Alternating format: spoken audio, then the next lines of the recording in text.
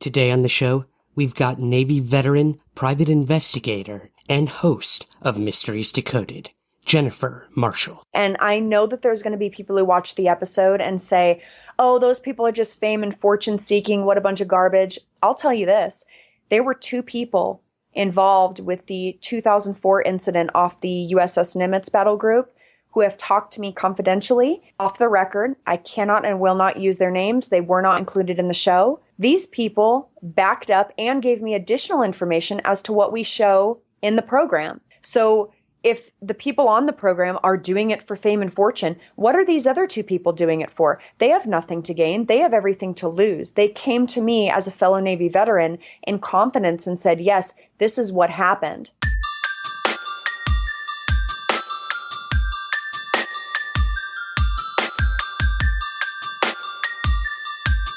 This is Somewhere in the Skies with Ryan Sprague.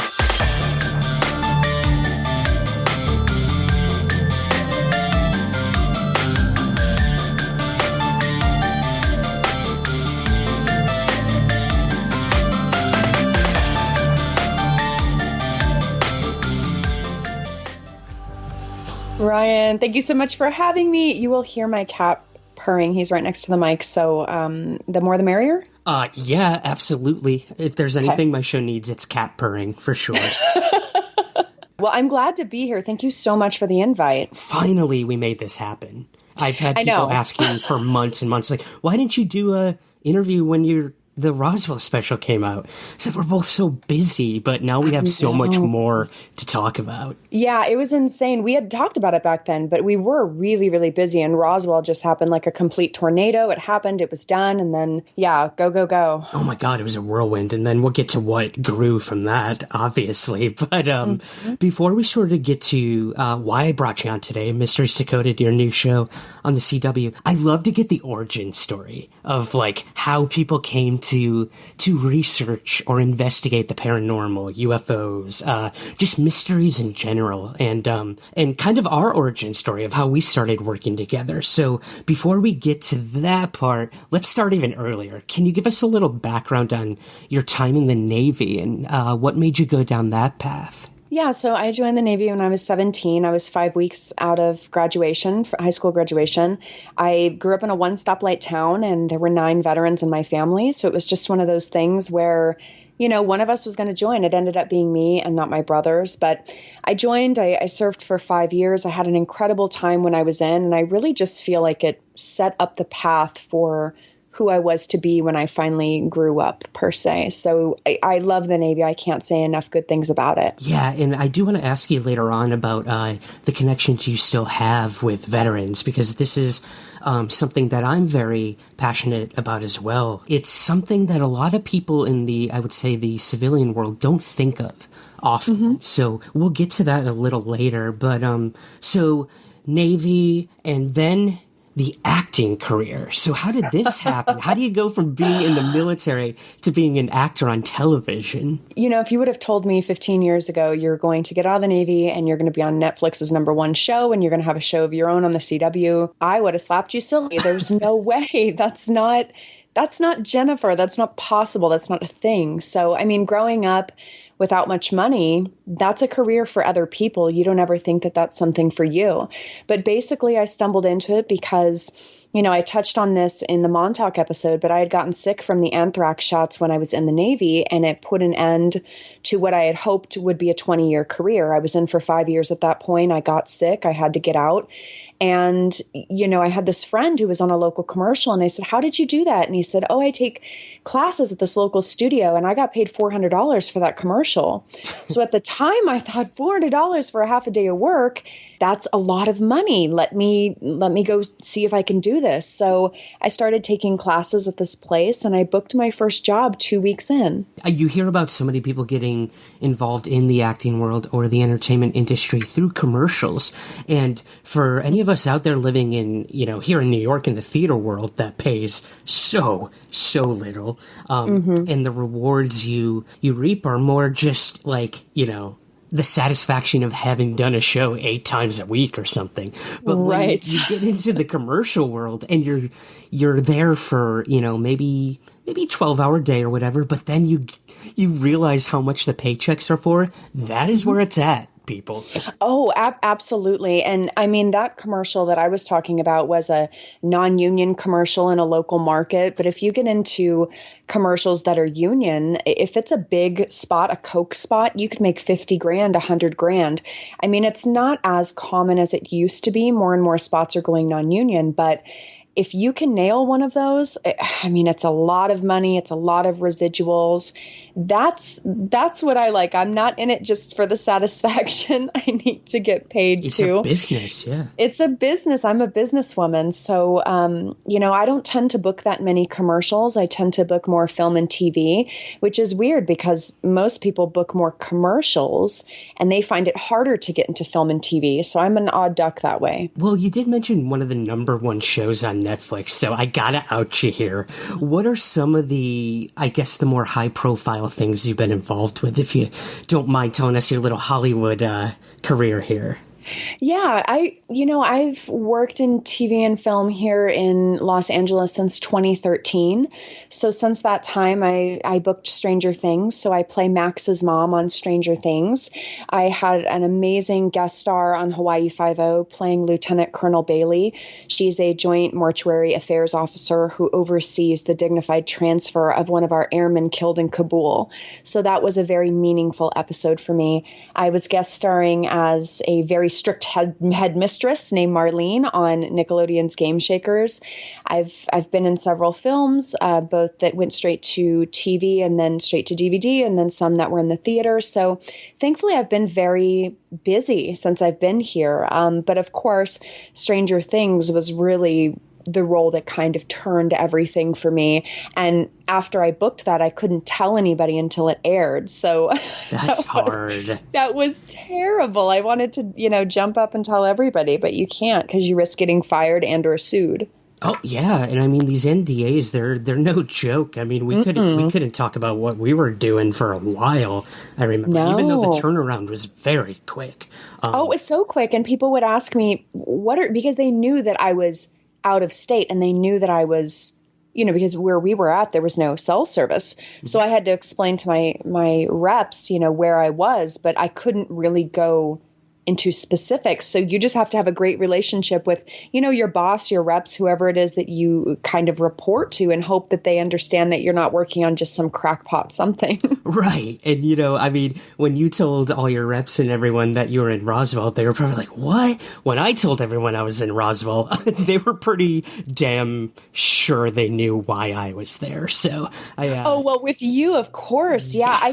I think with me, they were just like, what are you doing? And they knew in theory, they know our client's a private investigator. They joke with me about things sometimes, but I don't think that they expected it, nor did I expect it to lead into a TV show. That was never really the thought process behind me getting into it.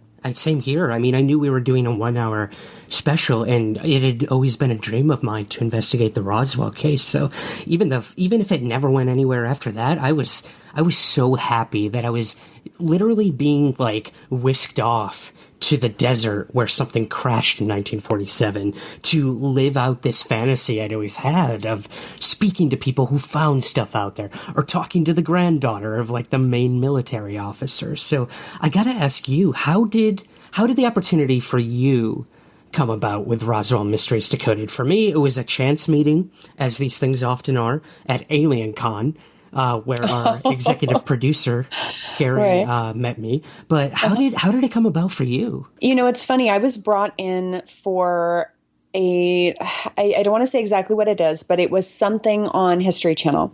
And they brought me in because they knew I had a background in naval aviation. I think they thought I was maybe a pilot or something like that, because people assume naval aviation. No, I just worked in logistics, but I went in anyway. And they said, we're looking for an investigator with a background in this. And I talked to them. They said, yeah, the network didn't think that you were a fit for that. Could you come back? Because we want to pitch you for a show. And you get this all the time living in Hollywood. So I went in and we did kind of like a reel, and I just remember I was very sassy with them. And Dan will tell you I was very sassy. And then they had called me and they said, hey, do you remember you came in and you did this reel? And I said, yeah. They said, we need to pitch you for something else. Can you come in so we can reshoot some of it? So I went in. They weren't very specific. And then they were telling me that they pitched a bunch of other people to be your partner. And the network was kind of, meh, we're not really into that. And then they told me, you know what, you're the person that we want. You're the person the network chose. You and Ryan are going to get together and go to Roswell for this. And I think I had 3 days notice. Yeah, I'm pretty sure that it was my gosh. insane. I know we met at the airport for the first time. And trying to do all that research was, I had, because that's not my area of expertise. So I had 3 days to I literally was scouring everything from 12 to 18-hour days. And for the listeners, on Mysteries Decoded, on Roswell Mysteries Decoded, we have researchers behind the scenes. So Ryan and I are certainly up to snuff, but there's no way we could cover all of that, right. Especially when I got into shooting the series. You're shooting a new episode every 2 weeks. So unless I want to abandon my family and go into a library 24/7, I'm not going to have as, the knowledge that I would need working in a regular case. So Ryan and I had some really great researchers who work at the production company who helped us as well. Absolutely. One of those too is he was actually just on the show last week. Alejandro Rojas was our consulting producer. And I mean, this guy's life is UFOs 24/7. So, I mean, I'm so happy they brought him in. And that's what they do. They find people who know these things. They collaborate with you and I. And that's when we can really start to do the research. Because like you said, it's at the end of the day, it's television. Like these things happen very quick and they can be very stressful. So we don't have months and months to prepare and sit in that library, like you said, to look at these things. So, I mean, there was stuff I was learning from our researchers and from you. So I have to give you credit for, literally doing a crash course, no pun intended. See what I did there? Yeah. I like it. Thank you. With Roswell. And I am so happy that they went with you, because I can't imagine having done that with anyone else. You were so patient and understanding and open-minded, I think, is the big thing when it comes to this. Like, every network, when they want to do one of these investigator shows, they want that cookie-cutter Mulder and Scully thing. And I think it was smart. You and I went into this saying, look, let's not play these roles. Let's say what we really want to say. And I think that was great that we had that opportunity to do that, because you don't see that often. Oh, absolutely. And, for people listening who watched Roswell or they watched the show itself, of course, there's editing to kind of make it, a little more he said, she said. You and I definitely have our own opinions of things that went on there. But I think what's wonderful about us is we can just say, you know what? I don't agree with that. You don't agree with that. We think differently, but that's okay. Rather than what's really common in society. Oh, you don't believe what I believe? Okay, well, you're not worth my time and see you later. And I think that both of us got stronger because we were not in an echo chamber. We were challenging each other. And I loved working with you. And again, on Area 51, because you are so passionate about the subject matter. And even if I wasn't interested at all, which I am, but let's say I wasn't, just your passion makes it interesting. It makes me want to learn more. Oh, that's extremely kind of you to say. And I think that's rare to find people so passionate about these topics that maybe they'll change your mind, but at least you're open to the possibilities. I mean, you come from a very evidence-based background, as you have to in the kind of work that you do outside of acting. So, I mean, I knew full well going in, like, I'm not going to be able to prove shit to Jennifer. Like, this is UFOs. This is Roswell. We've been trying to prove this thing was a cover-up for 70 years, or even longer, proving that it was alien. So right. I think it was so refreshing to see something on television that didn't say, you think this, I think this, we're never going to agree. Because I think you and I both came out of that project being like, whoa, we kind of had an entirely new door opened after hearing some interesting stories in Roswell. So I do kind of want to touch on that a little before we get to Mysteries Decoded. What were some of the highlights of your time in Roswell and that evidence, like I said, that we uncovered? What really resonated with you? You know, I think what sticks out to me about that episode in particular, being at the crash site, being there and realizing that what I had assumed and what I had thought in my head, it completely was not that. Some other things came through. The man, are we going to talk about the man who came up? Let's do it. Okay. I think this is a great story to tell because, again, with television, there's things that just don't make it on. And this is one of the most pivotal moments you and I had. Yes. So, you know, when you go to shoot in Roswell, people assume that you're making TV or film about aliens or extraterrestrial craft. That's what they assume. So the morning that we were shooting at the diner, someone came over to one of our cameramen and said, "Hey, what are y'all shooting?" And the cameraman said, "We're shooting a documentary on groundwater." and the man said, "Well, good thing you're not talking about the aliens." And he said, "What do you know about aliens?" And this man basically told the cameraman, who is a very reliable person. He's not someone who would lie about this or anything like that. He's actually, it's actually funny that he was working on the type of show that we were doing because he's even more of a skeptic than I am.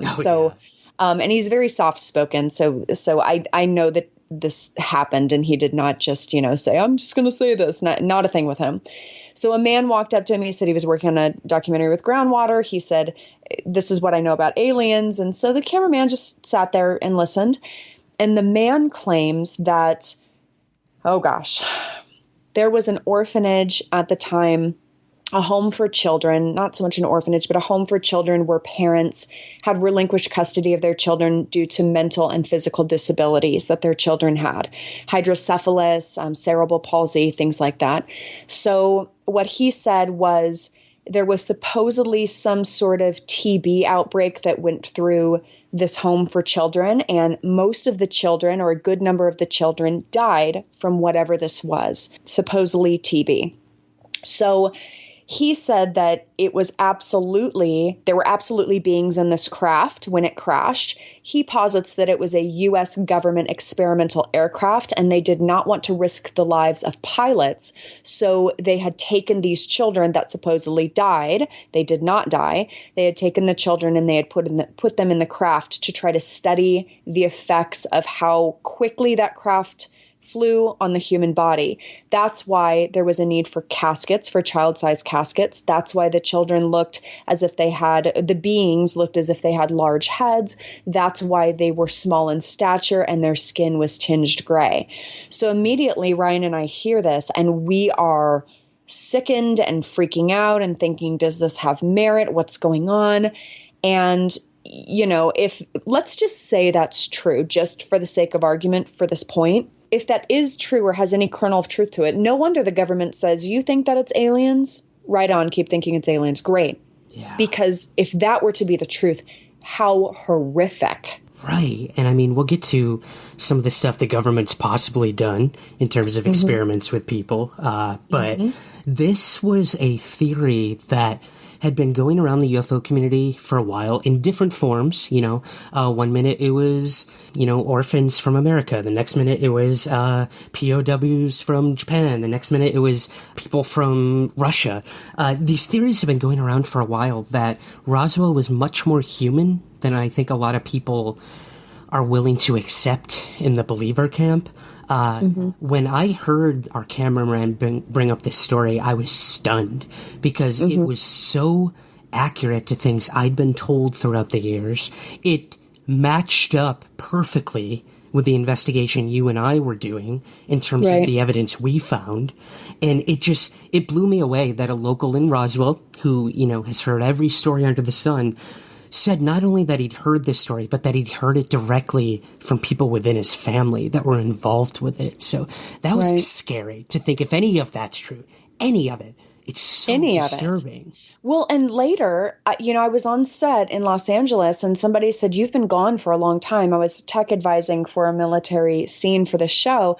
And he said, "You've been gone a long time." I said, "Yeah, I was actually just in Roswell." And he said, "What were you shooting?" And I gave him the bare minimum. I said, "Hey, it's coming out on this day." But yes, basically we were shooting about that. And he said, "I went to New Mexico Military Institute, and this is a retired colonel that I know. So, he was in the Army for 30 years. He's very reliable."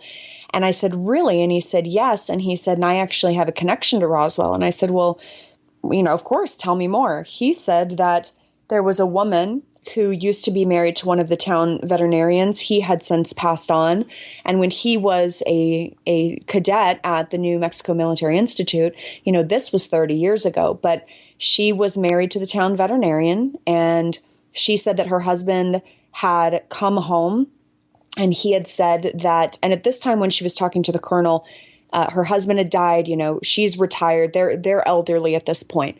But back in 1947, he had come home and he was screaming and crying and shaking. And she said, "What happened?"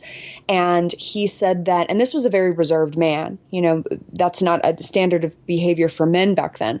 And he had said that, they had called him in to his practice and they had said, "We need you to vivisect because one of these beings was still alive." And he said that there were 3 beings, and he explained that they looked small, a tingish gray to their skin. He said that he didn't know if they were human or not, but 2 of them were dead and they wanted the other one vivisected. And he said he just started freaking out and said no and was crying and screaming. And she said that after that, the, quintessential men in black came to their house and said that they needed to speak to him. They spoke to him in private and he never talked about it again. So to me, do I know that this is necessarily true? I don't know, but it backs up exactly what the other story was. And, this woman at the time was in her 90s. So why is she going to be making up stories to tell local cadets at the New Mexico Military Institute? That just doesn't make a lot of sense when somebody has lived a very honorable life, doesn't have a history of making up stories, and then in their 90s decides to invent this story. So I have to give that some sort of credence. Maybe he told her that and it wasn't true. But then again, why would he make it up? Right. It doesn't make any sense, Exactly. Yeah. And I mean, we could debate till, for the end of time what Roswell was or wasn't. Mm-hmm. Will we ever know? I don't know. But I know you and I, we are itching to get back out there because there's some leads that we have where we're like, whoa, we gotta look at this even further. So I guess sort of rounding out Roswell, what do you want to do that's left with investigating Roswell? Is there anything that really we weren't able to cover that you'd want to do, or where do you stand right now on the whole thing, Jen? I wish I had access to the files of base personnel at that time. That's something that, if that did exist, it's probably long gone. It's been destroyed. I would not have access to it. I would love to do more interviews in person with people. Now, at this point, it's children of people and it's grandchildren of people. But there's something to be said about many people coming forward who do not have a history of exaggeration or lying and saying, this is what happened.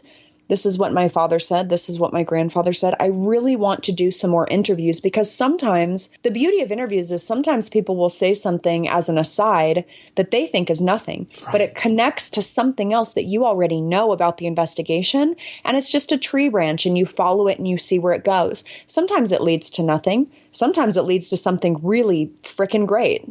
That is such a good point. I mean, the only reason you and I are talking about Roswell right now was a chance, remark to Stanton Friedman, one of the biggest, UFO researchers of all time, who we lost recently, unfortunately. But a chance remark that someone said being like, oh, you should talk to that guy, Jesse Marcel. I think he was somewhat involved with that. And then, boom, the entire Roswell incident that had been covered up for so long was blown wide open. And that's why we're talking about it now, because it was out, left in obscurity after it happened. They thought they'd covered this thing up and no one was ever going to talk about it again. But look, it's 2019 and we're still questioning what happened. Well, you know what I would love to do is I would love to go to Kingman because there was supposedly a UFO crash there. I would love to go to Kecksburg. Mm-hmm. I want to see what the connecting threads are because I don't believe for one instance. Now, I'm not saying that I know for a fact it's extraterrestrial craft. I don't know that. Maybe it's military craft. It could be anything. But you know, when these things happen, this isn't just conspiracy theorists making up things. That's not possible. Oh, in Roswell in 47, they made it up. Oh, in Kecksburg in 65, they made it. That's a nonsense theory in itself to say all of these things are just created out of somebody's minds. Something happened. We just have to ascertain what. And I can't wait for that possibility for us to get back out there. Mm-hmm. But from Roswell came Mysteries Decoded. The 1 hour special did so well with the CW. They were so amped to keep doing this that they created Mysteries Decoded, and you are the main host. And I gotta tell you, Jen, like, I love watching this show every week just to see the looks on your face when you hear some of these stories. Oh my God, you're becoming a meme. It's hilarious. Oh, I need some gifs. I tell you, I've rolled my eyes so hard. I feel like they're going to break off into the back of my skull. See, but here's the thing. That could be taken the wrong way in terms of you're a debunker or an extreme skeptic, when I know for a fact that you are very open-minded. I am, but sometimes people...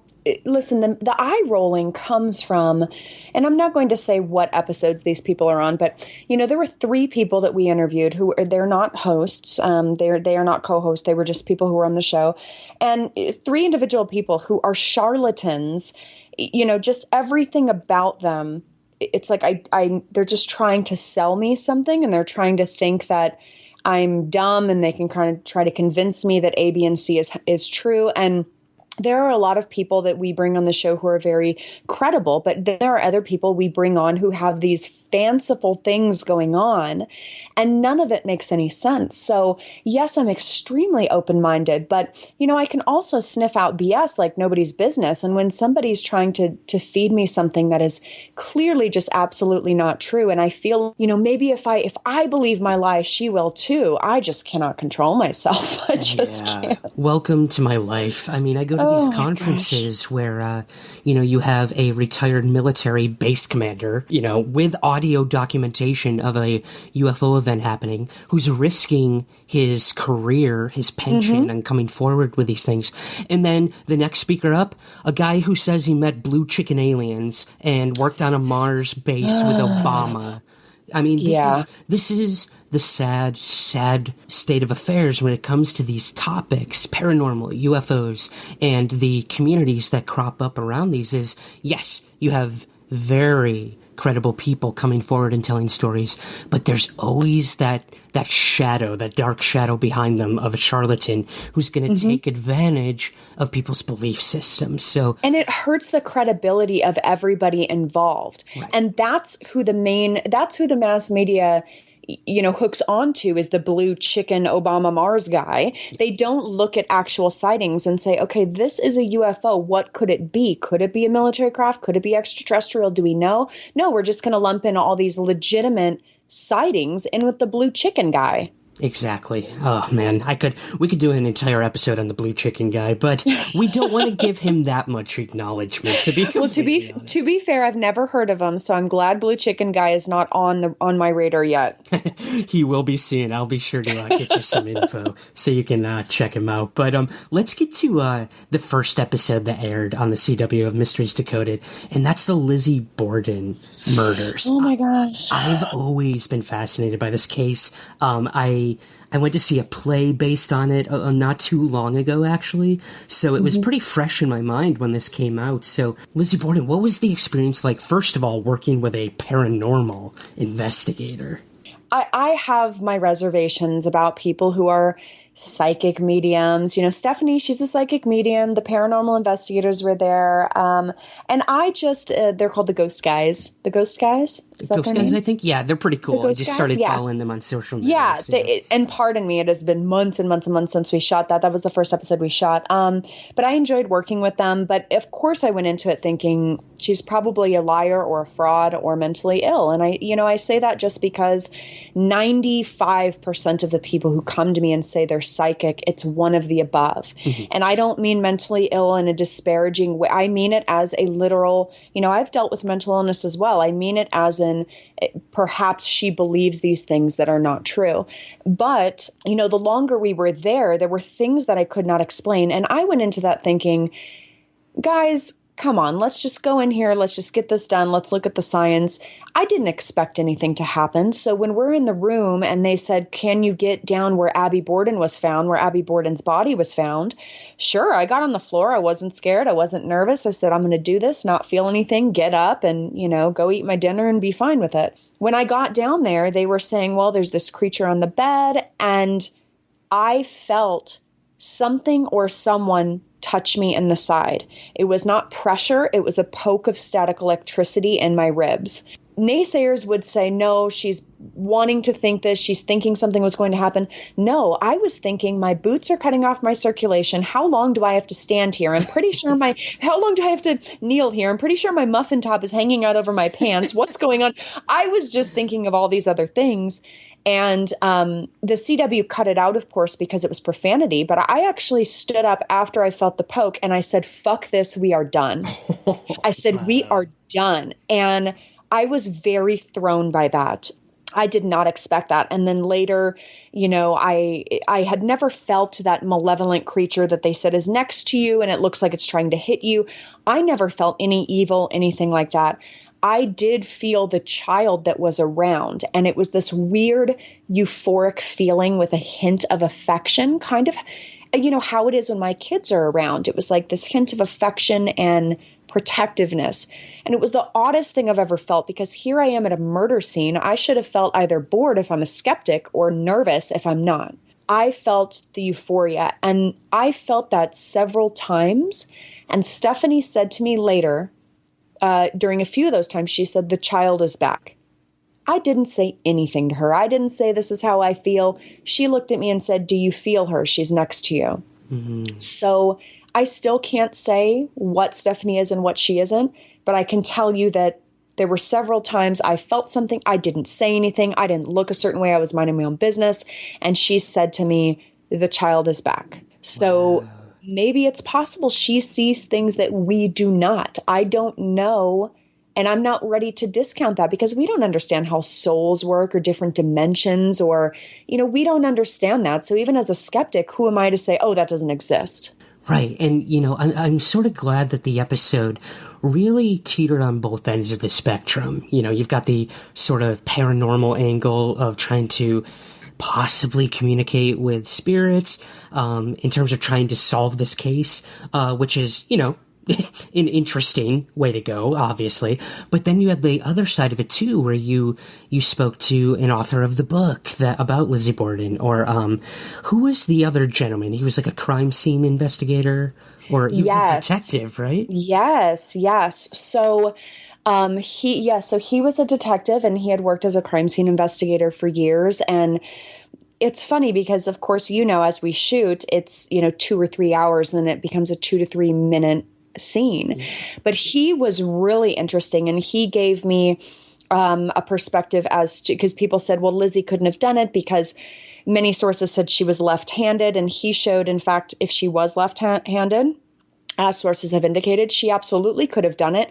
She could have come up behind Andrew Borden on the couch and did it that way, and that would have explained the spatter. It also would have made sense, because if you're about to murder your own father, do you want to be looking right at him as you plunge that hatchet into his face, or is it kind of more palatable to stand behind and do a sneak attack?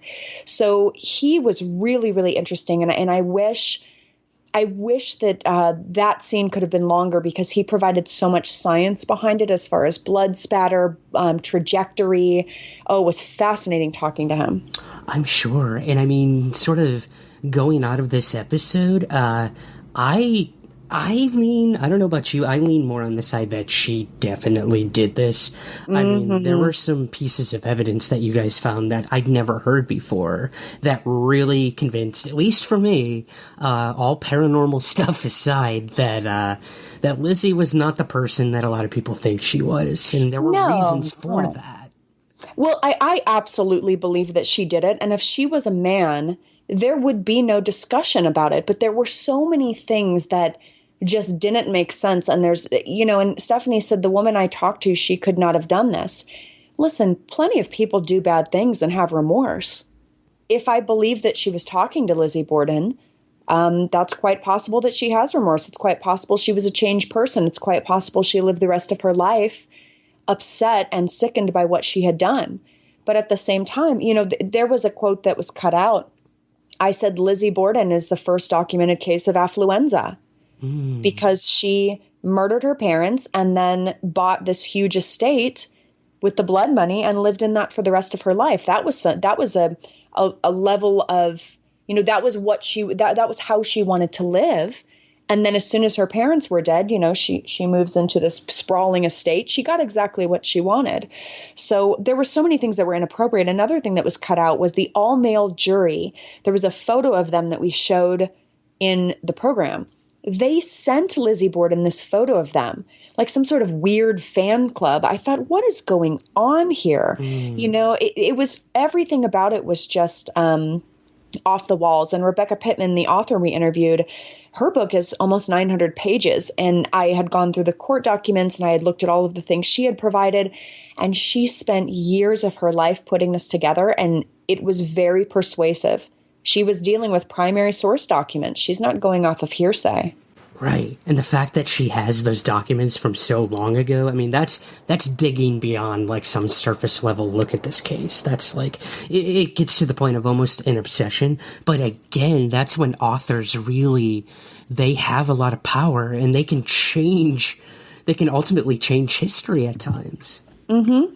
Yeah. No, Rebecca was amazing. She, definitely. I mean, she put a lot of time and effort into that, but she was spot on. Anything that I asked her that I wasn't clear about from looking at court records or, reading witness accounts, she knew the answer right away. There was nothing that she had to say, let me look that up. And if she didn't know, she would say, well, that's not really well known. I've looked into it here. And then I had also read the book from the Fall River Historical Association. And that was a very, very thick book. It was hard to find. I had to interlibrary loan it from university in Austin, at a university in Austin, and they sent it to me. And, they're very much of the belief that she did not commit this crime. I just don't see how it's possible that anybody else could have. It doesn't make any sense. And if she had a penis, she would have been convicted. Case closed. Yeah. It doesn't require a penis. To be a murderer, it does not require a penis. It just does not. Thank you. I'm so glad you said it. Mm-hmm. Mm-hmm. All right. Well, moving from penises to the Mothman. Oh my gosh, Mothman. You met a first-hand witness of Mothman, which was really cool. You also worked with one of my good colleagues, MJ Benias, on this episode. And I gotta ask, what was this experience like? What did you make of Mothman before this? And what were your first impressions when you got there to Point Pleasant, West Virginia? Well, I'll say that I had not heard of Mothman outside of just being familiar with the Mothman prophecies. It was not something that was well known to me. When we went to West Virginia, I'm a country girl at heart. I grew up in a very rural area. I still go to the rodeo. People say there's a rodeo in California. I do. I go to the rodeo. That is kind of the place I like to be. So when we went to West Virginia, it was just wonderful. The people were amazing. And it was really, really nice. They were incredibly welcoming. When I first started looking into it, I thought, this had to be some moonshine and, cowboys who were just out seeing something, right? Just out in the middle of the woods. But the more that I looked into it, I thought, this cannot be where all of these people come forward and they're seeing the same thing. What I believe happened with Mothman was there had to have been something in the beginning, because there are too many witness accounts that match. The police would call people in, they'd immediately separate them, have them write it down on paper, and the accounts would match. There were so many legitimate sightings. And then I think after that, it kind of became Mothman was the default. People would see something, they thought it was Mothman. And I get it. It's a kind of mass hysteria that follows that. But there was something in the beginning. Now, what that is, I don't know. There was something that MJ and I discussed that was, also didn't survive the edit.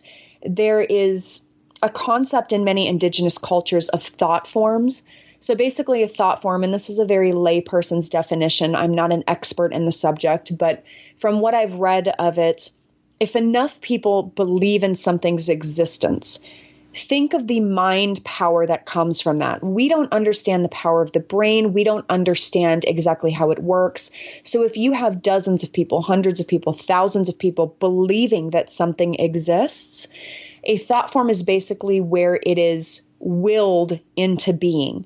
Now, this could be a sight or a sound or a presence. It doesn't necessarily mean that all these people believe Mothman exists and then a creature is created that lives and breathes and walks. It's not that. It's just kind of this thought form, this being that's there.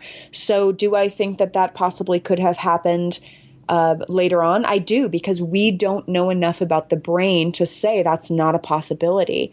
MJ was so well read. He was so well spoken. He's so intelligent. I loved shooting with him. Yeah. What's always fascinated me about MJ is this cultural approach he takes to the paranormal. You know, it's not just like, oh, I believe in Bigfoot or I believe in the Mothman. It's, okay, well, let's look throughout the decades of how these stories either manifested or changed, or how culture or belief systems impact, what we're seeing or think we're seeing. Right. A lot of people connect the Mothman now to this Silver Bridge collapse, when in reality, when you really look at the string of events, there was not that many sightings of the Mothman at the Silver Bridge. It just happens to be, what, like you said, a default. Like, this horrible tragedy happens in a small town. Let's go to the closest thing, this harbinger of doom, as it were, the Mothman. And people want to assign, to be fair, people want to assign meaning to tragedy. You saw this after, not to get political, I won't, but you saw this after 9/11. I'll keep it on a historical note. People, they were thirsty for vengeance, and it made people feel good to say, hey, we are going to go after these people that caused 9/11. It gave them a purpose. Now, I'm not saying that was right or wrong. What I'm just saying is that is a natural reaction to tragedy. You want to lash out at somebody, you want to get even, you want to assign blame, and that's absolutely understandable. And I think when you're dealing with a tragedy like that, they don't necessarily at the time know that the bridge was made for this amount of traffic and this is the weight that's now on the bridge. It hadn't been regularly inspected. That's not something back in those times where they can go online and say, when was this bridge last inspected? So of course, rather than lashing out, where the blame should have been, it said, okay, well, maybe it was this. This is what I saw. I saw this too. And it became Mothman. It became that he was the one, not necessarily to blame, but he was the one that was there warning them of this impending doom. Giving a face to, like, the things that we can't explain or the things we fear. It's how we deal with it. I think that's such a good point. And I mean, right. Yeah. And you guys also came out with some really interesting evidence for this episode. I won't give it away too much because all of these episodes are free to stream right now. I highly suggest people check them out over at CW Seed. But this idea of this photo you guys had in the episode, I think that photo has been going around for years now, and a lot of people say this is evidence the Mothman exists, and I think you guys hit the nail on the head with the photo. The analysis that was done on it and what it actually was. I won't give it away, but I think it was 100% the answer to that photograph, in my personal opinion. So we won't say we won't say what the photo was, but I will just say that this photo that was supposedly taken by a hunter who wants to remain anonymous. Jen's work was so thorough that in my private practice, I want to use her for any audio or video forensics that I need, because I was so impressed with her. She gave me information. I did not go into that thinking that it was going to work out the way that it did. I went into there thinking, no, I'm pretty sure that, the photo is A, B, or C. And she shocked the hell out of me. I mean, the face that I show, that's not an acting face. That is a what the hell? I did not think that she was going to say that to me. Yeah, and I sort of went in being like, oh yeah, she's going to prove it was hoaxed, or like whatever this thing in the images was like brushed into there, CGI'd, whatever. But her answer to it, I was like, yep, boom, done. So I highly suggest people go to the episode to see what we're talking about. Definitely. What do you think of this idea, wrapping up Mothman? This is the same thing you and I came across with Roswell as well, is this idea that a town that may not have been known for much, now part of the cultural zeitgeist of the paranormal or ufological, they become prosperous because of this event in their town. What do you make of that? To be fair, there was probably one or two people that misconstrued what I said on the show about basically profiting from disaster. So I'll try to be more clear here. You cannot say that the town of Point Pleasant has not profited from the lore of Mothman. It absolutely has. People go there because Mothman is, it's very prevalent. They have a museum there. It's very much a tourist draw. Now, with that being said, they did not profit off of the collapse of the Silver Bridge. That was the worst bridge disaster in U.S. history. No one is profiting off the tragedy. Mothman became inextricably linked to the Silver Bridge collapse. But the fact that Mothman is alive and well in their town as far as lore, I don't put that with the Silver Bridge collapse. So I think that it's one of those things that's a sleepy town. It's kind of something fun when you remove it from the tragedy and you only look at it in a paranormal lens. It's kind of fun. It's kind of kitschy. And, I think they've done a good job at kind of marketing the town in this way. And they have a festival every year. But I will be clear, that community is affected by the Silver Bridge collapse. It is something very traumatic and very tragic for them. And I didn't meet anybody who wasn't affected by it by one way or another. They all have relatives who either died or knew someone who died. It's a very small, closely knit town. So while I think that Mothman is very kitschy and very cute and it's a tourist draw there, and I loved the people of Point Pleasant, I don't see it at all as them profiting from any, from the death and destruction that happened with the Silver Bridge collapse. You have to parse those. You have to take them as two separate issues, if that makes sense. Yes, they're linked, but you have to take it as two separate issues. Nobody there thinks it's okay to profit off the death of all those people who perished. Exactly. I think you guys sort of summed it up best when you said, like, end of the day, no matter what you think about Mothman, the Silver Bridge collapse is a tragedy, and it should be treated as such. And, yes. that is the case with a lot of sort of mysteries that occur, whether it's the Bermuda Triangle where people disappear forever. Like, yeah, it's alluring and intriguing to think, oh, some paranormal or weird thing happened. End of the day, someone died, or someone's missing. So we got to keep those things into perspective. And I think you guys did such a good job at focusing on the human impact that this event had, and completely separating it from Mothman. And well, thank you. I do want to share something that got cut. Yes, please. MJ and I were so annoyed that we didn't find anything in the forest. We were in the woods just running around, and we're trying to find something, and we're open to this, and there was nothing even scary. It was just beautiful, and we just loved being out there. It was gorgeous. And we left there and we were driving back so grumpy. We saw nothing. Because this was right after we had shot Lizzie Borden. I had shot Lizzie Borden. So I went into this thinking we're going to see nothing, and we're going to see something. And when we saw nothing, it was such a letdown. But the investigator in me should have known you're not going to see anything. Just go out for a midnight stroll in the woods and be okay with that. Yeah, that's tough. I mean, welcome to paranormal investigation. Right. People don't know, like, even these ghost hunting shows, you know, some of them are probably a little staged or whatnot, but they are there for, like, you know, hours on end with nothing happening. And yes. then the minute something happens, that's why you see every ghost hunting show be like, what was that? And they cut to commercial. Right. Come back. Right. Someone knocked over the tripod. Right. Now the staged thing, the pilot podcast who reviewed the pilot or Lizzie Borden episode of Mysteries Decoded, it was funny because speaking of staging, they said, you know, Jennifer's having breakfast with Stephanie the next morning and her hair is good and she's been through hair and makeup. I just want to say I had not been through hair and makeup. Ooh. I had not. I just use a very good setting lotion and I can sleep and my curls will be there in the morning. They'll be loose, but they'll be there. And, you know, when we were eating breakfast, my breakfast was disappearing pretty quickly. So I'll say this, if you're watching the show and you see a continuity error like that, it's because, and it happened in Roswell too, we are shooting. We're not worried about refilling food so it looks good on camera. Yeah. We are worried about getting an in-depth conversation. This is not acting. You know, when you and I were at the diner in Roswell, we were talking and eating. And yes, you know, the way they edit it, sometimes it'll go from half a burrito to no burrito. Right.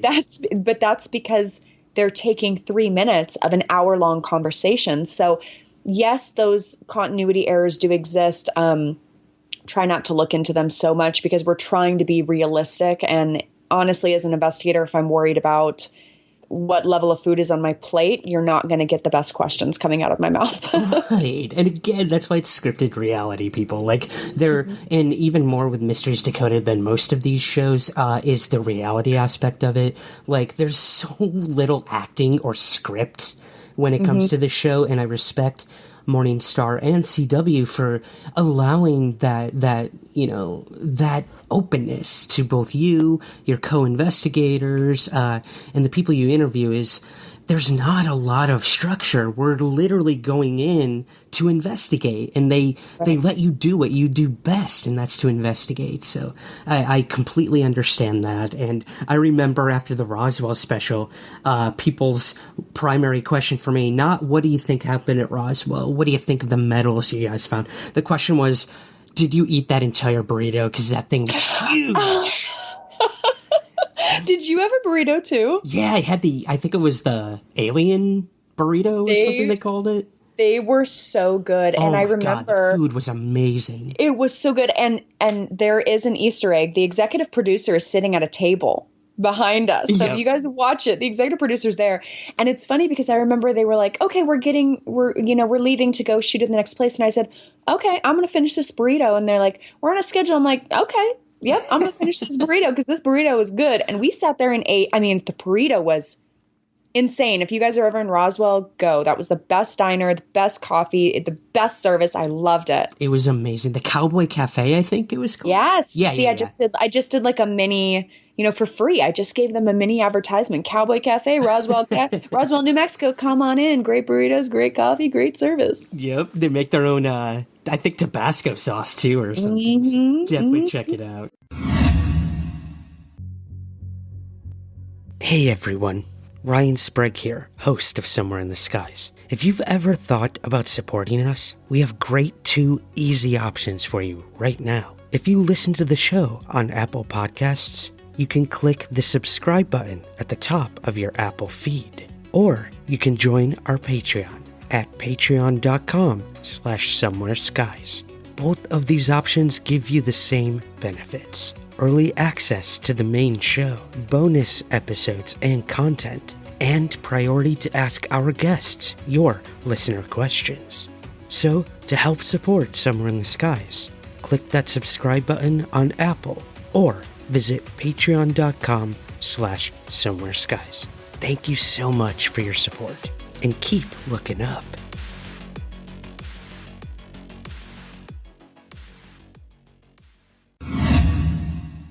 All right, so moving to the big one, Jen. You have a very close connection to this, the Montauk experience, in the other world that you live in. So let's cover this one, the Montauk Project. Tell us a little about your connection to Montauk before you even went there to investigate. You know, Stranger Things was supposedly inspired by what happened at Montauk. So when I went to Montauk to investigate this, it was like my two lives, one on TV and one in investigation. They were colliding. It was the most surreal thing ever, but it was so intriguing to actually be on the ground where all of these horrible things supposedly took place. And we'll get to some of those horrible things, because I heard things in the episode that I hadn't known previously about Montauk, and I've been looking at that case for a while. But what stuck out to me first and foremost with this episode, Jen, was your co-host. Oh my God. I felt like I was watching, like, if the people that made Parks and Rec or The Office wrote for The X-Files, they could not have cast your co-host any better.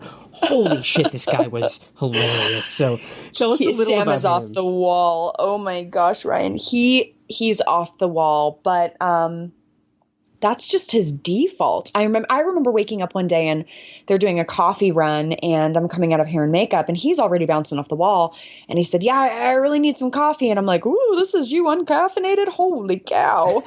That's just his default. And there were so many times I literally grab his knee because he's, you know, his default is kind of a yell. And I was like, Sam, we can't yell. We're in the middle of a restaurant or we're in the middle of whatever. But with that being said, it was so fun shooting with him just because you never know what's going to come out of his mouth. And they have so many bloopers. I mean, some of the things that he says, he's just Sam. Yeah. And he's a conspiracy guy. I mean, that's what they do. Yeah. And with Sam, I will say this. That is not an act. That is his default. That is who he is. I shot with him, you know, from 7 a.m. to 10 p.m. some nights. And did he get a little quiet, like, you know, after lunch, carb coma? Sure. But for the most part, that is Sam, just wired all the time.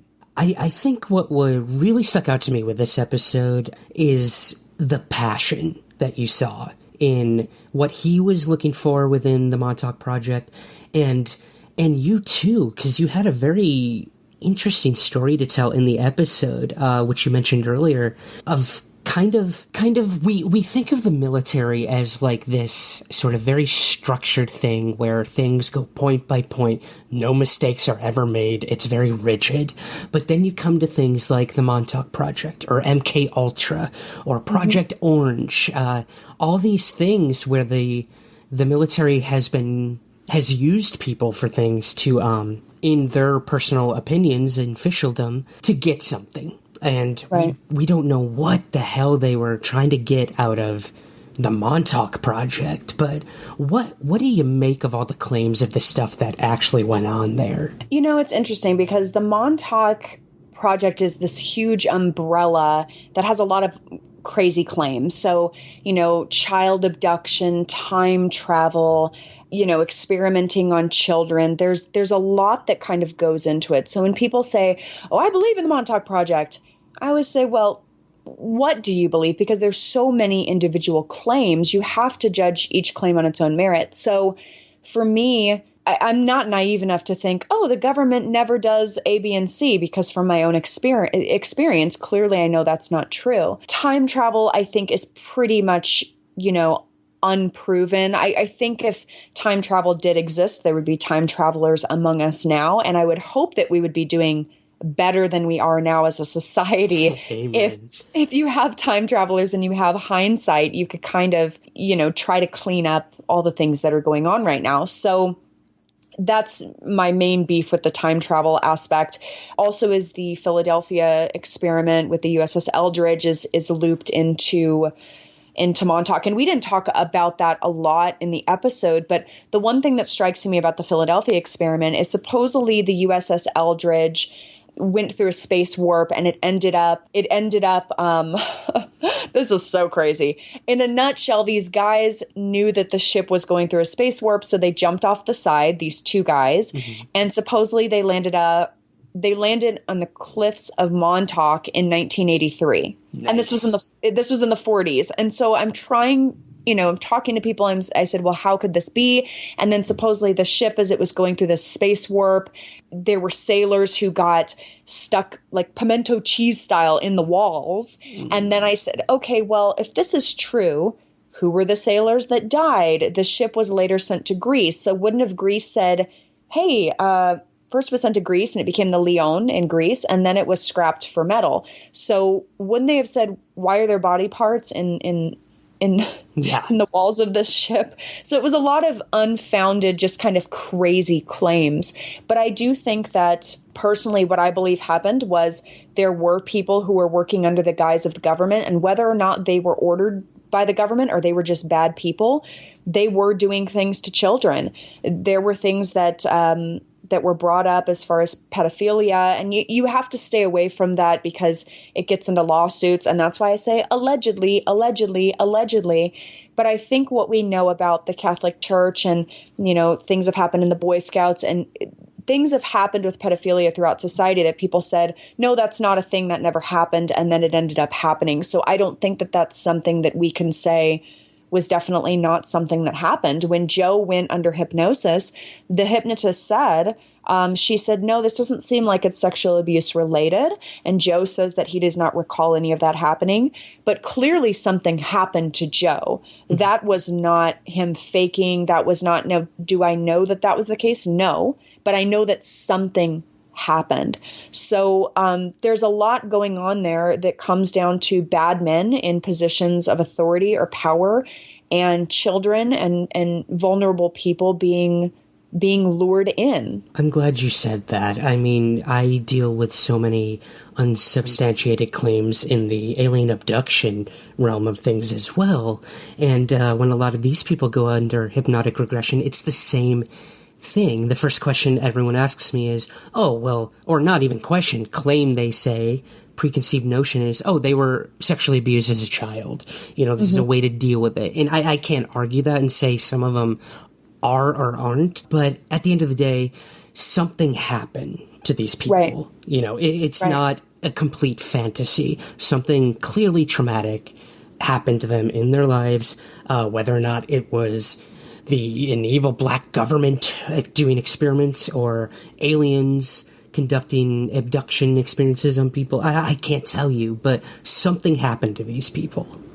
Right. And I think people who say, I don't believe that somebody's faking, I would say, well, listen, that's fine to maybe doubt the veracity of their claim, but to say that somebody is going to bring all this unwanted attention and critique to themselves by saying something that happened that didn't, I don't believe that. I believe that people are influenced by trauma. Something happened. Maybe they don't necessarily know, but I never doubt the pain someone is going through. I definitely look at the claim and say, okay, just because you're saying that this happened, that doesn't necessarily mean that I believe, but that it costs me nothing to extend compassion to you when you're hurting. That costs me nothing. And I think with Joe, do I know that he was a Montauk boy? I don't know that, but I know that the session on TV was 3 minutes. The session in real life was over an hour. And I saw him crying and shaking, and it was hard for her to pull him out. I don't know what happened to him, but something happened, and he deserves respect and compassion for whatever he may be dealing with. Yeah, that was hard to watch. It really was. And I can't imagine having to endure that entire regression, both for you guys watching and for him too, reliving whatever this fractured memory is of his, or struggle with if it was a dream or not. We may never know, and Joe might not ever know, and that's kind of probably what the Montauk Project wanted all along. And I think a lot of this comes back to Preston Nichols, and Preston Nichols supposedly had hypnotized Joe 20, 30 years earlier, and he had relived some traumatic experiences then. I don't like anything about Preston Nichols. I've watched videos. I wish he was still alive so I could interview him in person, but I've watched videos with him. I've read things that he's written, and there is something about him I don't like him. And that's as far as I'll go, but it's kind of all roads lead back to this Preston Nichols character. And I try not to speak ill of the dead. He's not here to defend himself. But if you look into Preston Nichols and you look into the Montauk Project, there's a lot of things that are very shady. They don't make sense. And I'm not okay with a lot of the things that he said and did. And what's even more terrifying is to think that this may have actually had nothing to do with the government. That this was just rogue scientists or people claiming to be doing projects for the government, doing these horrible things to kids. I don't even want to go there. It's just, it's almost unfathomable to think that people were doing these things. But, you know, all we sort of have left is this dilapidated radar tower and all these dark, disturbing stories. You know, there was one thing that was cut out. There was supposedly an LSD house at Camp Hero. Right. Yeah. And it was marked officer housing. So not as in single officers where they would go to stay, but as in a house for an 05 or an 06, like a lieutenant colonel or a colonel and his family. So this house, when I had seen photos of it, Brian Minnick showed photos, there was a open bay for showers and there was open toilets. Now, if it really is a base commander's housing, it's set up as an actual house because a family lives there. Yeah. So what I believe is they marked it as being a house for the colonel on the base or a general on the base, because that keeps 99% of base personnel out of there. They're not authorized to go there. They don't want to go there, so they stay away.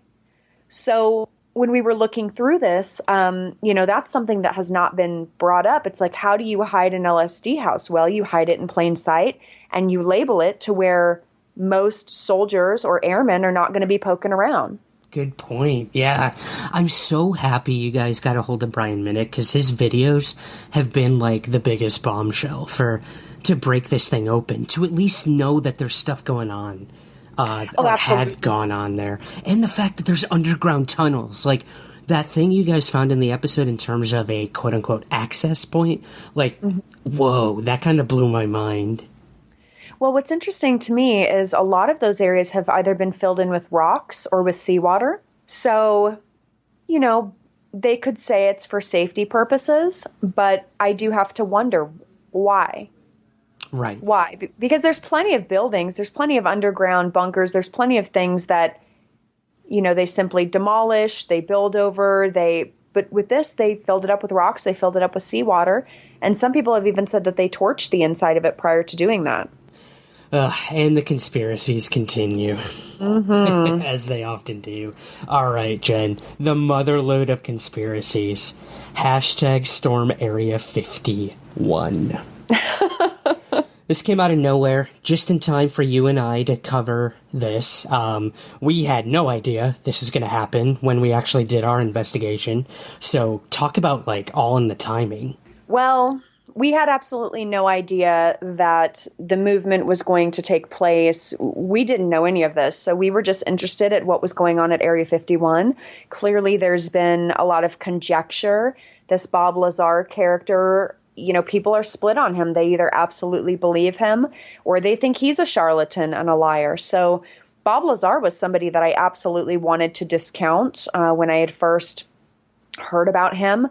But there are several things that there's no explanation for with regards to Bob and some of the things that he's claiming. So it's a really interesting episode, and I'm really excited for it to air.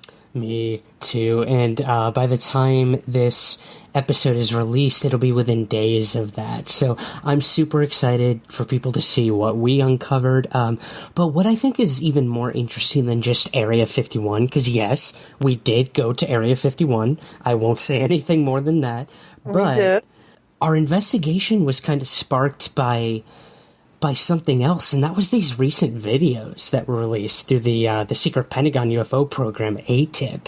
So what did you think of these videos when you first saw them? I know you talk about it in the episode quite a bit as well, but as a former military veteran, these videos coming forward from the Navy, nonetheless, your people, are the ones that have, like, broken the whole new UFO conversation going on in today's world. You know, when I saw the videos, I don't know. I really didn't know what to think.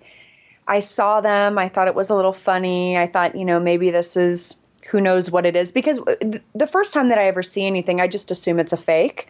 Just because most of the things I deal with, are frauds or fakes. And then I really look into, okay, where did this come from? All right, that's not a fake. That's not something somebody made up on a computer.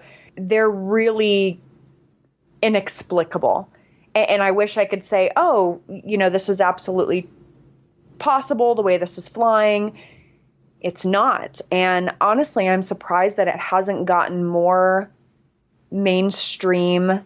I'm surprised more people don't know about it. I talked to people about it and they said, no, I've never heard of that. Mm-hmm. I've never heard of the videos. I've never heard of the, I don't know. We're in a society where people care about the Kardashians and they're not really aware of things that are going on. And I'm not saying, you can't have a little bit of fun and care about the Kardashians once in a while, but if this is extraterrestrial in nature, that has some serious potential consequences for humanity as a whole. Right. And some of the people we talked to in the episode, again, not giving away too much, but we're talking about people who had firsthand experience with what these videos might or might not be.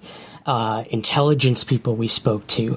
And they all sort of agree that, yeah, something's going on and we got to be careful because whatever these things are, whatever technology they represent, it's far beyond what our own military is capable of or even knows of or is privy to. Absolutely. And I know that there's going to be people who watch the episode and say, oh, those people are just fame and fortune seeking. What a bunch of garbage. I'll tell you this. There were 2 people involved with the 2004 incident off the USS Nimitz battle group who have talked to me confidentially. Off the record, I cannot and will not use their names. They were not included in the show. These people backed up and gave me additional information as to what we show in the program. So if the people on the program are doing it for fame and fortune, what are these other 2 people doing it for? They have nothing to gain. They have everything to lose. They came to me as a fellow Navy veteran in confidence and said, yes, this is what happened, and explain to me their experiences. So I don't buy for 1 minute when people say, well, all these former sailors or aviators, they're just looking for fame and fortune, because generally people who go into the military, the military does not pay a lot and it's not a path to stardom. So that's not, something that people generally join for.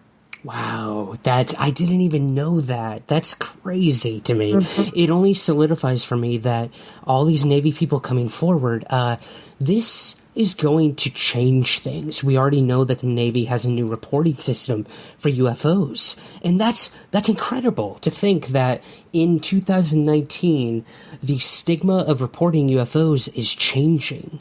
We know in the military and even in just commercial aviation that when you reported these things, boom, career over.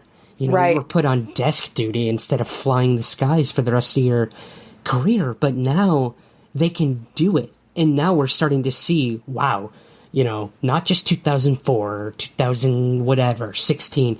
These things have been going on for a while. And now these people can talk about it. So it's fascinating. Well, I've always wondered why that was something that was really looked down upon, because to me, it's narcissistic to believe we are the most intelligent form of life out there. First of all, there's a septillion planets. We're the only one with any form of life. And who are we to say, oh, we are definitely the most advanced? Mm-hmm. We could be ants compared to another civilization. We could be nothing more than sloths.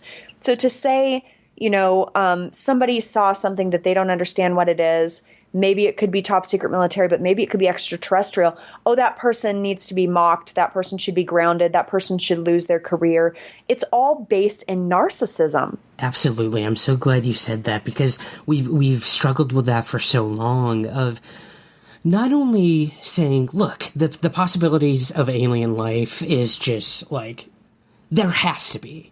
There has to be. I think almost every mathematician, astronomer out there agrees that there's some sort of alien life form out there. Whether it's visited this planet or not, or is intelligent or sentient, that's a whole different story. But it's fascinating that we now live in an age where you can talk about UFOs without getting laughed at. You know, it's still there, and it's probably always going to be there, that small hint of ridicule, but I see the tides changing within the overall UFO conversation, and I think it shows like yours and this show that Tom DeLonge did, you know, the Blink-182 guy, about UFOs, that's really showing people, look, we could talk about this normally at the dinner table, and you don't have to, like, be afraid to do it. So, kudos to any Navy pilot who's come out with these Nimitz encounters, or these, the gimbal video, the Tic Tac, what have it. Like, we need more people like that to be willing to do that. Absolutely. And I think, you know, when I hear of sightings or I hear of witness accounts, regardless of what it is, I always ask myself, what does this person have to gain? These naval aviators have nothing to gain and a lot to lose. Absolutely. So I think even the most skeptic of all skeptics needs to look at this and say, all right, let me just at least hear these people out, because there's nothing driving this. Oh, let me come out, possibly lose my career, be ridiculed. No, they're coming out because they saw something and they feel like other people should be aware of it. And for a few of the people I talked to, they said, yes, I have fear as to what I saw, because I know that this is not within the capability of the military. And if this is extraterrestrial in nature, how do we know that these beings are that they're, you know, safe, that they don't want to do us harm? I mean, you don't know their motivation if it is in fact something extraterrestrial. Exactly. You know, the question no longer is like if UFOs exist, it's who's in control of them, why are they here, and like you said, everyone always says, oh, if aliens exist, they're so far advanced and enlightened and intelligent that they would be peaceful. We don't know that. We don't. Why, just because they're so vastly intelligent, does, you know, time and evolution say that they're going to be a peaceful race? I've never understood that. We are pretty technologically advanced, and we are warmongers. Exactly, to the point where we could destroy our own planets. Absolutely. I mean, who knows? Who knows who's in control of these UFOs, why they're doing this, and, oh, God, it's so fascinating. But a lot of people, Jen, think that it's aliens, and they're going to see them aliens on September 20th when they storm the gates of Area 51. Oh, no, if they storm the gates, they're going to be seeing some tear gas and fun stuff like that. I mean, I do think that, you know, the guy that we talked about who stormed the gates and he had a cylindrical object in his hand, he was killed, unfortunately. Yeah. You play stupid games, you win stupid prizes. I feel bad for his family. I don't know what his motivation was, but it's tragic. You cannot do that. You cannot storm a base. I would hope and I would think that the military is planning appropriately for this. And I don't think that they're going to be there, you know, and machine guns are going to be their first go-to. I don't think, you know, they're just going to blow people away. But I do think that they're going to be prepared with tear gas, rubber bullets, things that make crowds very angry and very uncomfortable. And of course, yes, they'll have less lethal methods, but you also have to have lethal methods. So yeah. I would encourage anyone who's saying, let me storm. You do not storm a military base, even in large numbers. You do not do that. You can't outrun bullets. Don't do that. Absolutely. And again, like, I think you and I can both agree, no matter what we personally think is going on at Area 51, that that base exists for our security. Whatever's being developed there is for our safety when it comes down to it. And right. I've never been like a pro, you know, military person, but you can bet your ass I'm thankful that we have those people doing that for us. So absolutely. People, please don't storm the gates of Area 51. If you're going to go out there, go to the Alien Research Center. Go to the Little Alien. Go have a good time. You know, maybe have a couple beers. Listen to some music. I think that's what they're planning to do. But do not storm the gates, because you and I both know they knew you and I were coming. God, how many miles before we even got to that gate? I can't even imagine. So I won't say any more.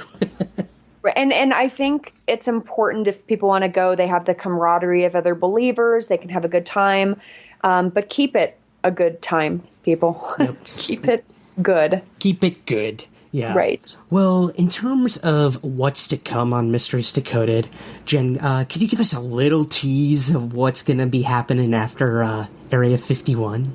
Yeah, we have some great episodes to wrap up the season. We actually look at Bigfoot, which I went into it thinking complete nonsense. But we've talked to a scientist in the field who, he brought up some really great points, showed me some really intriguing things. We look at vampires in New Orleans and whether the consumption of blood can, in fact, lengthen one's life. And we look at the Bermuda Triangle, which was really, really interesting to me because, of course, numerous planes and ships, military planes and ships have gone missing in that area. And so that's an episode where we hit the science pretty hard.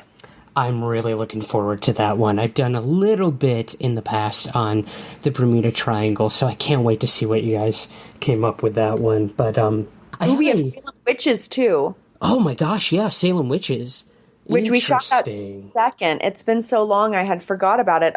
Yes, we had Salem Witches as well, which was really intriguing because, of course, so many people were put to death for supposedly practicing witchcraft. So we delve into it and, look at, were they witches? Were they practicing witchcraft? What made the town put all these people to death? What happened? What were the socioeconomic variables included in that scenario? It's a very interesting episode. Oh, and the gender politics of the time, that was something that I really had not thought of going into it, but there was such a difference between men and women. Children were to be seen and not heard. So, gender dynamics, power, there were so many things that went into that episode. It should be a good one. That's fascinating. I got to ask you, Jen, with Mysteries Decoded, this is a huge departure from kind of what you're used to or what I'm sure your family or friends or colleagues know about you. So how have your friends, your colleagues in the entertainment industry and the military, how have they reacted to Mysteries Decoded? The veteran community has been extremely, extremely supportive. We tend to support our brothers and sisters when, they branch off into different endeavors. So I've been very indebted to them. I would say the private investigation community at first, when it was first pitched to them, their concern was don't make us look like a bunch of schleps, which I get. I do not think that I've done that. But of course, anytime it's reality TV or docudrama, there's always the fear that the profession is going to be belittled. So I think we've avoided doing that. Many of my other investigators said that they will never work on anything paranormal, which I absolutely appreciate and understand where they're coming from. The reception's been really good. You always have, your 1% to 5% trolls, but for the most part, just people overall have been super supportive. And the way that I see trolls is, if you're that unhappy that you feel the need to lash out at people online anonymously, it doesn't make me angry. It just makes me sad, and it makes me sad for that person. So trolls don't get to me maybe the same way that they would get to somebody else. I kind of just take it with a grain of salt and move on. And I think that some of the trolls I've experienced, they're so quick to down anything and say, no, none of these things exist. Mm-hmm. And I don't feel like that's being intellectually curious if you automatically say none of these things exist and this is all nonsense. Amen to that. There's far too much important work to be done to even give these people the time of day. So I'm glad to hear you say that. Well, on the other side, not trolls, I have listeners of my show who had a couple of questions for you. Do you have time?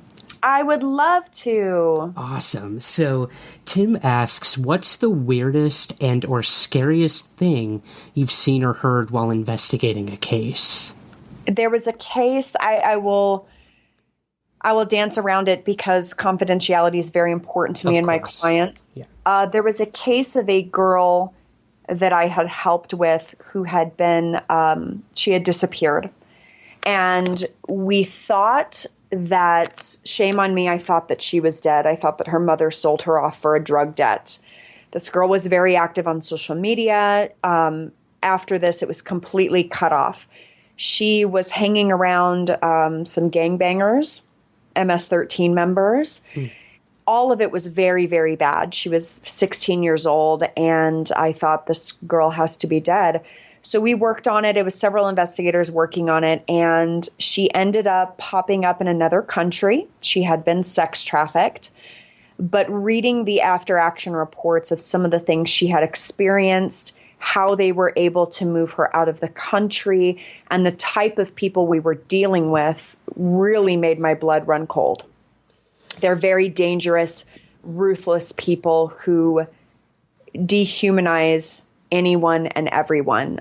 You are simply a number to them. You are not a life, and they will snuff you out without a second thought. Wow, yeah, that's tough. I mean, again, like, we deal with some weird and dark stuff in the UFO field or the paranormal community, but when it comes down to it, I think the scariest thing is what humans can do to other humans, always. Oh, absolutely. Mm-hmm. Wow, yeah, that's tough. I'm speechless, to be honest. Well, and later she was, I've continued to follow her, and later she was posting some of the same things online, getting into old habits again, and it broke my heart because I thought, I'm not a victim blamer. I don't think it's right to blame people, but I just had hoped that she would go in a different direction after the trauma she experienced. And it hurt me and it scared me to see her going down that same path, being around unsavory people again, because there's no happy ending to that story. Yeah, and oftentimes these things are like vicious cycles, when... Absolutely. When you've been surmised as just a number, it's like, how do you find your self-preservation again? So that's sad. I hate hearing that. We can only hope that she finds some sort of, closure or self-worth at the end of the day. Absolutely. And I will put in a little PSA. Parents, definitely raise your girls to be aware of what's going on and to know their own worth, but raise your boys to treat women with respect and realize that no means no, and anything yes than an emphatic yes is absolutely no, because there was a lot of things playing into that case where, I just thought, as a mother, I thought if all of these people just would have been raised better with more respect for other humans, we wouldn't be in this position. And there were some serious parental failures on all sides that contributed to this girl being sex trafficked out of the country. Amen. I couldn't say it any better, Jen. I guess getting a little more light, Robert asks, are you still skeptical, or have any investigations changed your mind with Mysteries Decoded? Robert, I will always be a skeptic because that is my job, but were there things that happened that I can't explain? Absolutely. And I would love to explain them away. I would love to explain away anything paranormal with science. I love science. I love logic. I love reasoning. My life on camera as an actress is where I kind of explore just the artsy side of things. But as a person, I'm very grounded in reality. So yes, some things have happened. And I wouldn't say I'm a believer per se, but I would say that there are things that we don't understand yet. And my co-host in Salem had said something. She said, everything known to man was at once paranormal. Mm-hmm. And, that's a really interesting point. I'm sure if somebody saw a car driving down a road, in 1800, they would think that that's paranormal. It's just something that hasn't happened yet due to technology. So I think that there's something to be said about that point that she made. And I think we don't know enough. We don't know enough yet about how the world works, how the universe works, how anything works to completely discount anything. Yeah, that's a really good way of looking at it. Drop an iPhone back in the prehistoric times and see what they do with that. They would think that's pure sorcery. Absolutely. It's fascinating to think that way. I agree. I think the paranormal is just science we haven't discovered yet at most times. We have, okay, Chris has sort of a relating question. What motivates you to keep investigating? Oh my gosh. Well, outside of the show, because the show is great because I get to investigate things that I would never be paid for on the outside. No one's going to say, find out what's going on in the Bermuda Triangle. I'll pay for you to go down to Miami. That's not a thing. So the show was a unique departure from what I do in my everyday business. But what keeps me investigating is wanting to help people. I get so much it's such a good feeling to be able to help someone. I had worked with a woman who was looking for her biological father who did not know she existed. She was in her 60s. She's a real estate agent in Northern California. And she said, I've brought this to several investigators. They've never been able to find my father. All I have is his name, and I think he's out of the country. I worked with her, and within 3 days, I had located him. He was in Germany. They recently have met each other for the first time, and he's in his 80s. So am I the only investigator who could have found him? Probably not, but she had gone to other people. And knowing that I could bring that closure to her prior to him passing away, it's such a good feeling. And I love being able to help people and in some cases make their dreams come true, because I do work on birth parents who have placed their children for adoption. Sometimes people don't want to meet, but most of the time they do want to meet. And a good number of those visits, they enjoy themselves very much. I'm looking into a case right now of a man who disappeared in 2013, and it's very perplexing. But if I'm able to help his parents in any way at all, that's what I want to do. So that's really what keeps me motivated, is just being able to bring closure to these families who so desperately need it. I love that. Yeah, using your skills to help people. If everyone in the world did that, it'd be a much better place. Mm-hmm. Awesome. Well, Steve and Jessica both have kind of a similar question here. In your military experience, did you ever see or experience anything out of the ordinary that was kind of, like swept under the rug, or maybe at the time it was not a big deal, but kind of looking back on it now, you think maybe it was a little strange or unexplainable? Well, I'll say this. I have always been very good at reading people's body language. So something that may have flown under the radar with maybe another sailor, it did not with me. I grew up in a very tumultuous household, and so I was always trying to read my father and see what his mood was for that day, to see if I should stay away, how I should act. So I was very much a chameleon from early on, even as a toddler. So there were definitely things at my first command that I saw, that I witnessed, that I heard. I was stationed on a base. It's an island base, and I don't really want to get into what they do there, but I had made friends with some of the civilians on the island who they all had security clearances. And so they would invite me to dinner parties, and I was 19, 20 years old sitting at a dinner party with these 40, 50, 60-something-year-old men and women who'd been working in a government capacity for decades with security clearances. And yes, things were said that I knew I probably was not supposed to hear.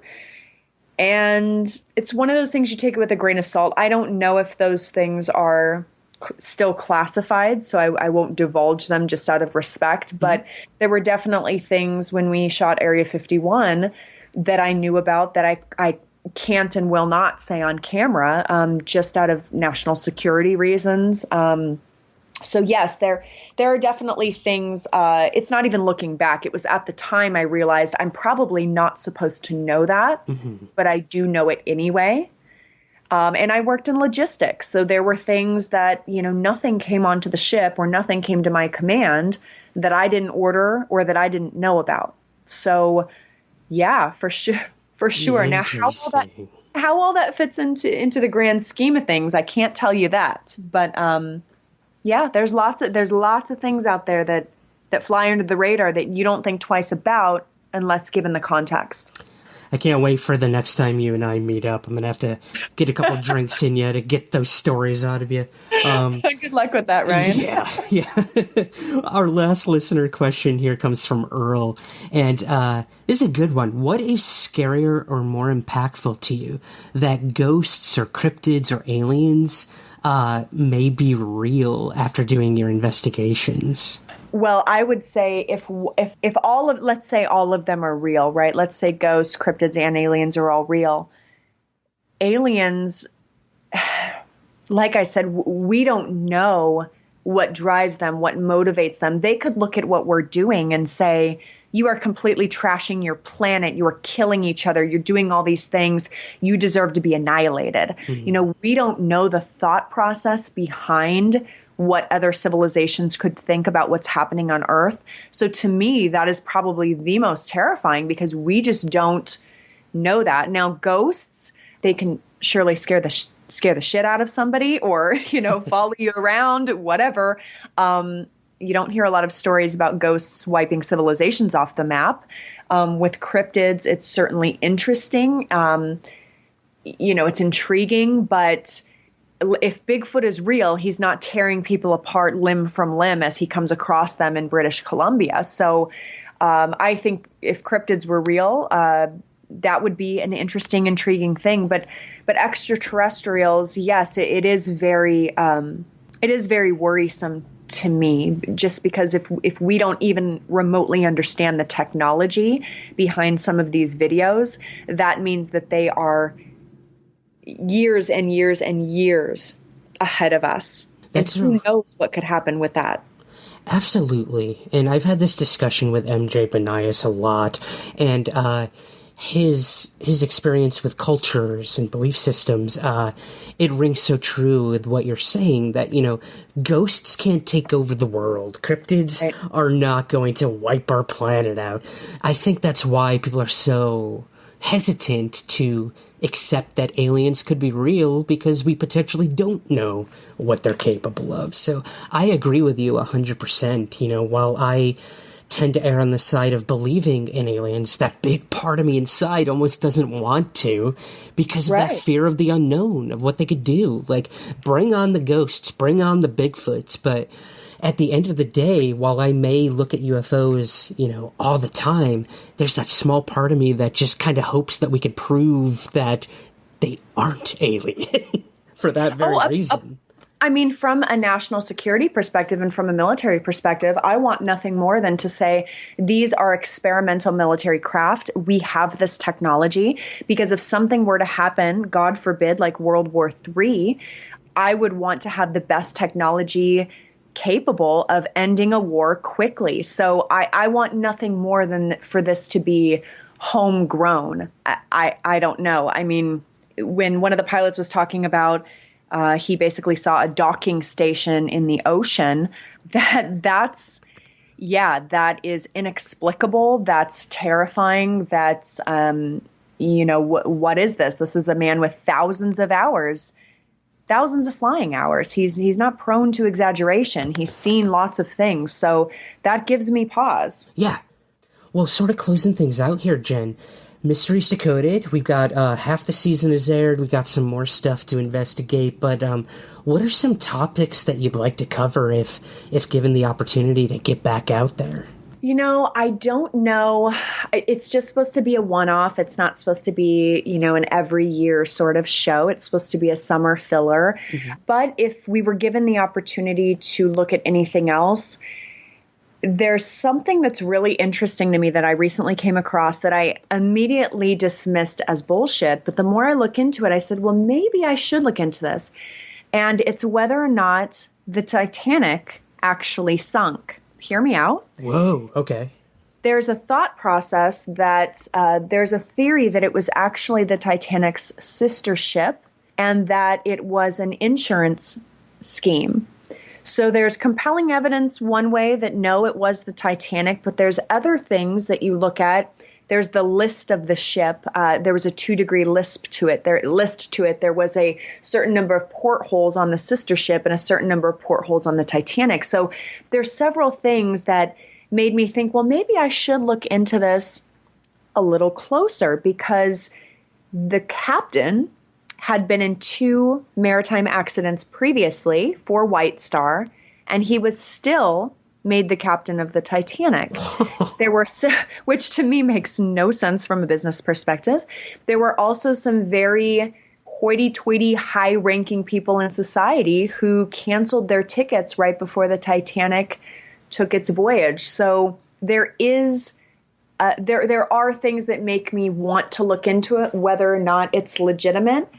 I don't know, but if somebody wants to fund my voyage to go see if that's true, I would absolutely love that. Oh wow, I'm with. Can I go? Mm-hmm. It'll be great, and we didn't do it this season because we didn't do anything internationally with the exception of Bigfoot, and that's just up in British Columbia. So it is really intriguing, and whether or not it's true or not true, it's worth the look. Sort of rounding out your military career here, Jen. You do a lot of work with military veterans, and again, like I said, I'm a big proponent of this as well. Can you tell us a little about your work in this sector and what it means to you? Yeah, when I left the military, it was kind of unexpected. I wasn't planning on leaving, and I struggled a lot with the transition. If you can think of all the careers, everybody finds kind of where they're comfortable. And I was so comfortable in the Navy. I loved it. I wanted to make it a career. So when I got out, the transition was so difficult, and I was ill on top of that. So it was really hard. And once I got my bearings, I said, I want to help my brothers and sisters however I can. And that wasn't just some selfless act. That act of altruism was helpful to me as well, because it made me feel like I was giving back, and it filled that hole that had been there since I had left the service. So I volunteer with veterans in media and entertainment, and I work as a mentor to help veterans who are coming into the film and television arena.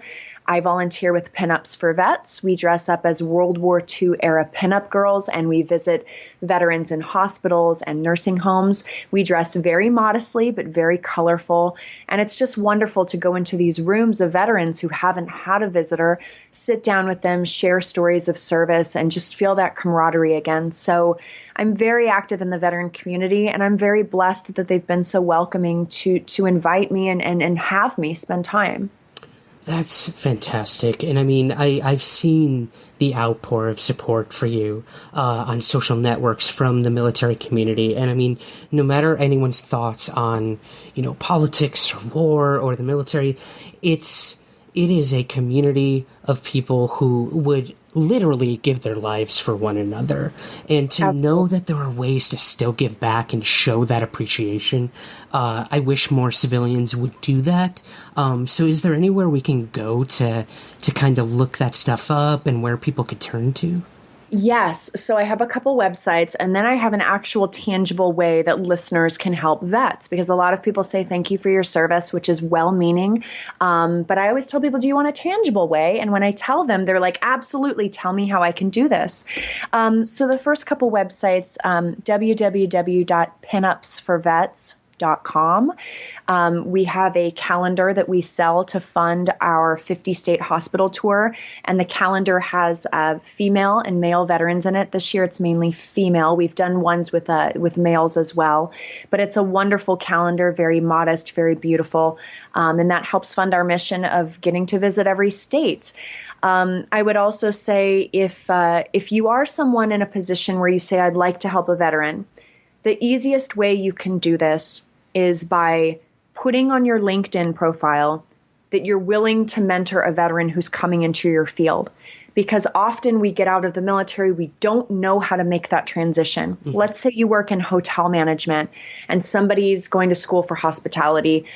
If they want to follow in your footsteps, oftentimes they're very hesitant to reach out. So put it in your bio, put a couple asterisks by it. Oftentimes that's all it takes. Veterans, most of us do not need a hand out, but a hand up is very, very helpful in getting reintegrated to civilian life.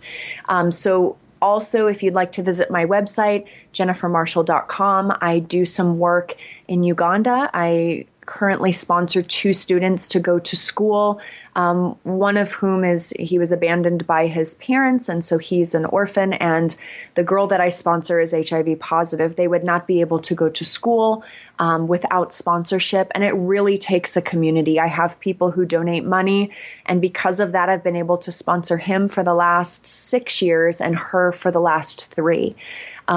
So all of that money donated, if you want to send me a message on my website, all of that money donated goes to their education and making just life better for the kids living in the village in Uganda where I volunteer. That's amazing, Jen. I mean, you're like the shining example of like what one can do with this journey we call life. Like you're involved with so many different things. It's so inspiring. I want to tell people, Ryan, because I know people get overwhelmed. You don't have to change the world, but you can change the world for one person. Yeah. Oh, that's such a good way to look at it. Yep. That makes all the difference to that one person. And, wow. Yeah. Well, Mysteries Decoded airs every Tuesday on the CW. You can stream the show for free at the CW Seed. I can't wait to see where you're going next, Jen. And again, thank you so much for coming on today. And thank you so much for having me, Ryan. It's always wonderful when I get to work with you, and I know that we'll have the opportunity in the future. I can't wait. Oh, we ain't done.